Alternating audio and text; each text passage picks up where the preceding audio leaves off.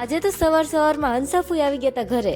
ઓહો, એમને પણ પોઝ આપતા આવડી ગયું. આ વસ્તુ કોની કોની ફેવરિટ છે એ જરૂર જણાવો. આજે મારે બનાવવાનું હતું ભીંડાનું શાક, તો મેં બસ ભીંડાનું શાક બનાવવાની તૈયારી શરૂ કરી. અને ભીંડો રોહિતને બહુ જ અને જલ્દી બની પણ જાય છે. અને કોઈને ભાવતો હોય તો કોમેન્ટ કરજો. મારે બનાવવાનો હતો રીંગણાનો ઓળો. પછી મેં બધા રીંગણા શેકી અને ઓળો બનાવવાની તૈયારી શરૂ કરી. અને અહીંયા મારા સાસુમાએ લોટ બાંધી નાખ્યો અને પછી મેં ફટાફટ ઓળામાં વઘાર કરી નાખ્યો હતો. થોડી જ વારમાં અમે લોકોએ જમી લીધું હતું અને પછી મારે જે દવા પીવાની હતી અને રોહિતને આજે 2 વાગ્યા સુધીનું જ કામ હતું એટલે ઘરે આવી ગયા હતા. પછી અમે 2 જણાએ મસ્ત ગરમા ગરમ આદુવાળી ચા પીધી. અને અમારે દિવસમાં 3-4 વાર તો ચા જોવે જ, એની વગર ન ચાલે. પછી અમે 2 જણા જતા રહ્યા હતા ઓલા ઘરે અને મમ્મી ને ઈ લોકો પણ ત્યાં જ. આજે તો બહુ જ ઠંડી હતી. 5 નથી વાગ્યા એની પહેલા ઠંડી લાગવા માંડી. અને અહીંયા આવીને જોયું તો મેથીની અને પાલકની ભાજી સાફ થાય છે. ફૂલ સીઝન ચાલે છે અમારે તો. અને અહીંયા રોહિતને કંઈક આંખમાં પડ્યું છે જે નીકળતું જ નથી. અને પછી મેં સેવડી ખાધી અને ઘરે આવી ગઈ. અને આજે રોહિતની ફરમાઈશ હતી આલુ પરોઠા ખાવાની. પછી ઘરે આવીને મેં બધી વસ્તુની તૈયારી શરૂ કરી અને પછી મેં મસ્ત ગરમા ગરમ આલુ પરોઠા બનાવીને તૈયાર કરી નાખ્યા.